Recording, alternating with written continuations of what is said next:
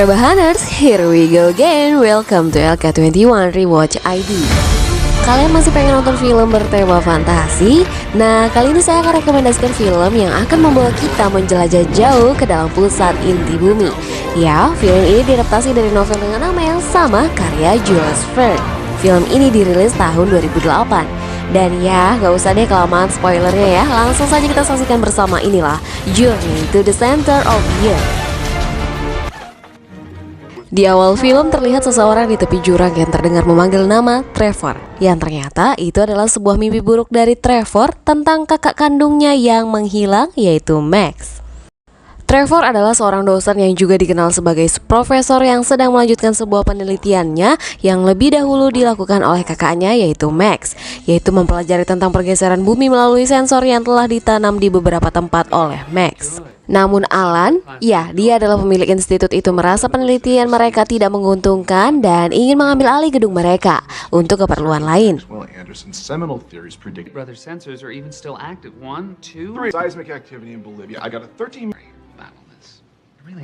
Lalu pulanglah Trevor ke rumahnya dan membuka pesan suara pada pesawat teleponnya. Ia pun kaget karena di hari itu ternyata ia memiliki sebuah janji dengan istri kakaknya itu untuk bertemu dan menitipkan keponakannya.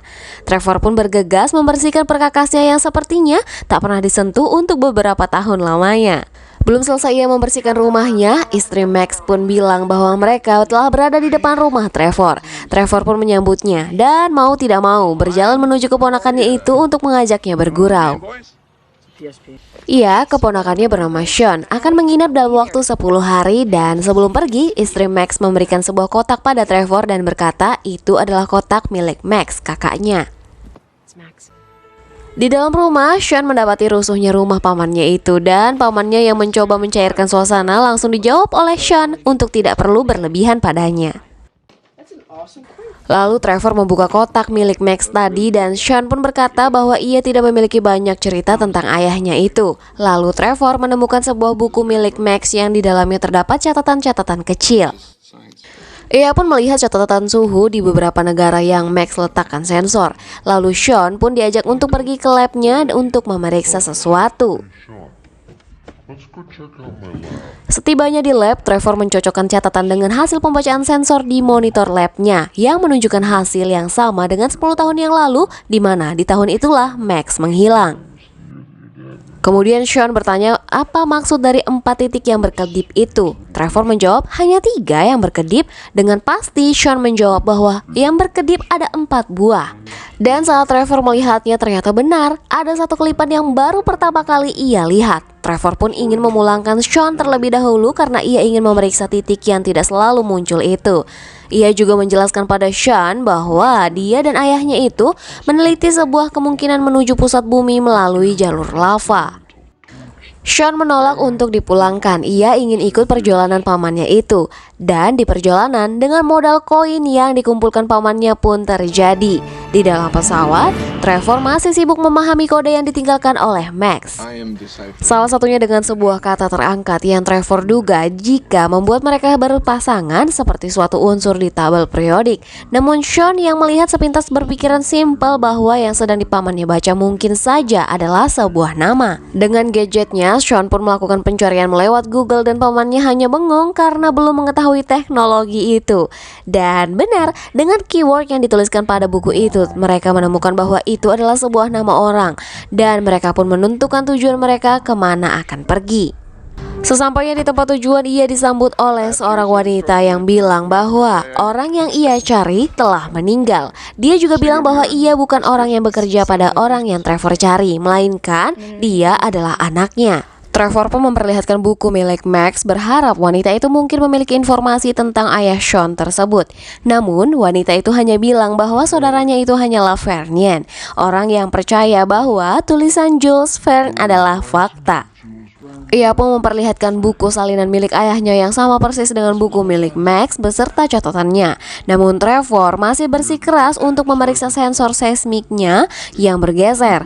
Wanita itu pun bersedia mengantarkan mereka. Perjalanan menuju sensor itu pun dimulai. Mereka pun menaiki sebuah gunung yang lumayan tinggi dan selang beberapa lama mereka pun berhasil mendapati keberadaan sensor pendeteksi pergerakan bumi tersebut. Lalu sesaat hendak mengambil penyimpanan data dari sensor itu, tiba-tiba awan gelap datang dan wanita itu menyarankan untuk berlindung terlebih dahulu. Namun Trevor sangat keras kepala. Ia hanya menyuruh mereka berlindung terlebih dahulu. Lalu Trevor berhasil mencabut sensor itu, namun petir sepertinya hendak mengejar dari arah sensor tersebut. Wanita yang bersamanya itu pun memberitahu untuk meninggalkan sensor itu karena itu menarik petir. Beruntung ia tepat waktu saat setelah Trevor melemparkan sensor itu, petir langsung menyambar sensor tersebut. Ledakan pun terjadi dan membuat tebing mulut goa mereka berlindung, longsor, dan tertutup. Mereka pun masuk ke dalam goa mencari jalur alternatif lain untuk keluar dari tempat tersebut. Kemudian saat di tengah perjalanan, hampir saja Trevor terjatuh pada sebuah lubang di dalam gua tersebut. Lalu ia juga mendapati pelang bertuliskan untuk menjauh dari tempat tersebut. Trevor mencoba menyalakan sebuah suar, namun ternyata di dinding gua tersebut mengandung magnesium yang mudah untuk terbakar. Dengan peralatan yang dibawa pemandunya itu, ia pun mencoba menuruni lubang yang berada di hadapan mereka itu. Trevor pun nampak terpleset dan hendak terjatuh.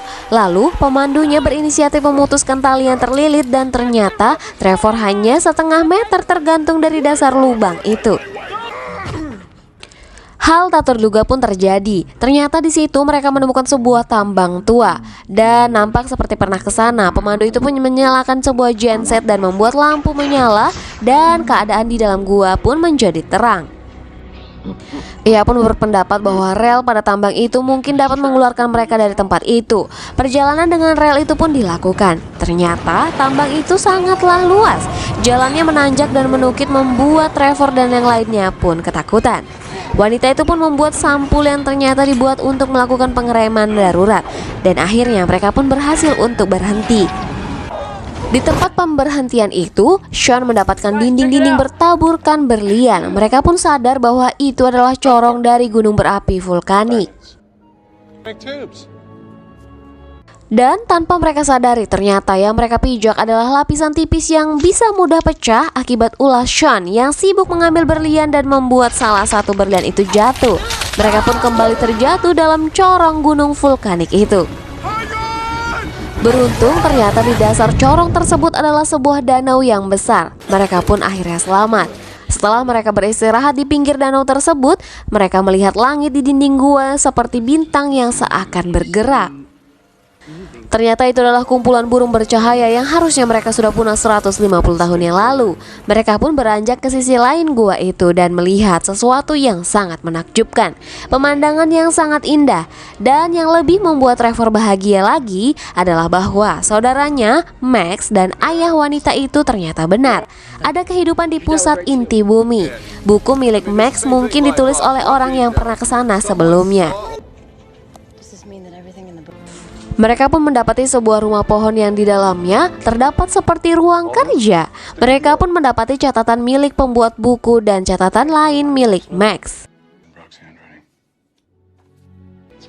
Lalu dengan catatan-catatan tersebut, mereka pun mencari cara agar bisa keluar dari tempat itu. Mereka pun memiliki tujuan untuk menuju corong gunung vulkanik lain di sebelah utara tempat mereka berada dan mencari tumpangan untuk naik melalui letusan gunung tersebut.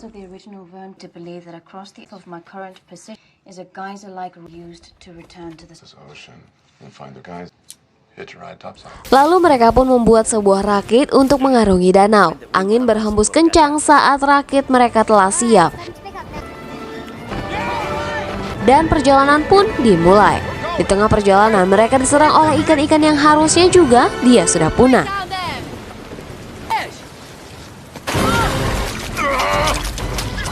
Ikan itu bergigi tajam yang berusaha menggigit mereka. Mereka pun melakukan perlawanan pada ikan-ikan tersebut.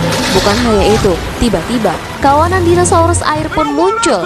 Mereka bukan mengejar Trevor, melainkan ikan-ikan yang akan menggigit Trevor tersebut. Mereka pun berusaha menghindar dari binatang besar itu. Angin semakin kencang dan Hannah yang sedang memegang layar tak sanggup menahannya dan ia pun terpental. Sean mengambil alih namun malah ia terbang terbawa layar tersebut. Kejadian itu membuat mereka terpisah. Saat Sean bangun, ia mendapati seekor burung yang sepertinya hendak menuntun Sean ke suatu tempat. Sedangkan Trevor dan Hana diserang tumbuhan bergigi di perjalanannya. Tumbuhan itu berhasil menjerat Hana dan dengan kekuatan Trevor, ia pun berhasil menang melawan tumbuhan karnivora itu dan menyelamatkan Hana. Kita kembali ke Sean, ternyata burung itu menuntunnya ke sebuah jembatan batu terapung. Dan setelah menuju padang pasir yang sangat luas, terlihat di sana ada tulang belulang dinosaurus lainnya. Sedangkan Trevor dan Hana memutuskan untuk berpencar untuk menemukan Sean. Kita kembali ke Sean, ternyata ia telah terdeteksi oleh seekor T-Rex besar yang kelihatannya sangat lapar. Sean pun berusaha melarikan diri dari kejaran binatang itu dengan masuk ke sebuah gua, namun gua itu ternyata buntu. Ternyata Trevor berada di sisi lain goa dan terdengar teriakan keponakannya itu. Trevor pun berusaha menggali dinding itu dan berhasil mengeluarkan Sean. Namun belum usai, T-Rex itu pun berhasil menghancurkan dinding goa dan kembali mengejar dua orang itu. Trevor pun melihat muskovit, yaitu lapisan tipis yang membuat mereka terjatuh beberapa waktu yang lalu. Trevor pun memancing T-Rex itu untuk mengejarnya dan T-Rex pun membuat lapisan itu pecah dan membuat T-Rex itu jatuh ke bawah entah kemana. Beruntung Trevor selamat dengan berpegangan pada dinding jurang yang keras. Kemudian sampailah mereka ke sungai yang menghubungkan pada corong gunung tersebut. Namun mereka perlu perahu untuk melaluinya. Hana pun datang dengan tepat waktu dengan menaiki sebuah rahang T-Rex yang sedang dijadikannya sebagai perahu. Lalu perjalanan berlanjut dan benar itu mengantarkan mereka pada corong gunung. Mereka terjebak dengan lava di bawahnya. Mereka perlu air pada lava tersebut agar tercipta uap yang akan mendorong mereka keluar. That's lava. Steam and water shooting up the tunnel. Water, there's no steam. Without any steam, we're not going. Hana pun menunjuk pada dinding yang basah dan berpikiran di balik dinding itulah terdapat air yang mereka perlukan. Trevor pun mencium magnesium di dinding tersebut dan meminta suar pada Hana. Hanya 3 suar yang tersisa. Iya, kali ini Trevor akan menyalakan suar dan menempelkannya pada dinding dengan sengaja untuk membuat ledakan.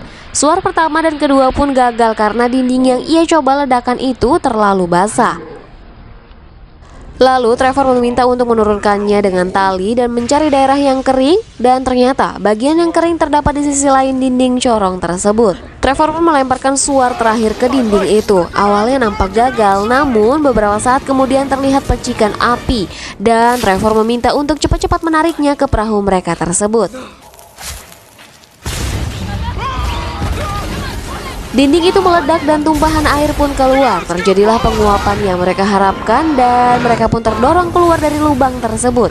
Mereka pun kembali ke permukaan melewati sebuah kebun dan berhasil berhenti dengan merusak rumah dari pemilik kebun tersebut. Pemilik itu pun marah namun terdiam saat Sean mengambilkan berlian yang ia bawa dari dalam perut bumi tersebut dan memberikannya pada Pak Tua itu. Ya, sudah pasti ya Pak Tua itu tidak akan jadi marah karena dapat berlian segepok. Kemudian di akhir cerita mereka pun kembali ke kehidupan normalnya. Liburan Sean pun telah habis dan Trevor memberikan sebuah buku yang berjudul Perjalanan ke Pulau Atlantis yang Hilang. Ya, mungkin ini buat next trip kali ya. Dan ya, film ini pun tamat. Dan menurut saya memang keunggulan dari film ini adalah dari sisi visualnya yang memang benar-benar mengagumkan. Ya, ini adalah film 3D terbaik loh di eranya. Jadi membuat adegan yang sebenarnya tidak mungkin terjadi bisa terlihat begitu alami dan nyata. Lalu dari sisi cerita, ya mungkin kita sudah jenuh ya dengan ide Jules Verne yang sekarang terbukti bahwa itu tidak masuk akal, sehingga film ini terjadi terkesan mengada-ngada gitu. Ya namanya juga film fantasi ya. Namun saya tetap rekomendasi untuk kalian film ini ada di list tonton kalian bersama keluarga. Dan ya, akhirnya saya pamit undur diri dulu. Jangan lupa dukung channel ini dengan cara subscribe, like, comment, dan share. See you on the next video. Bye.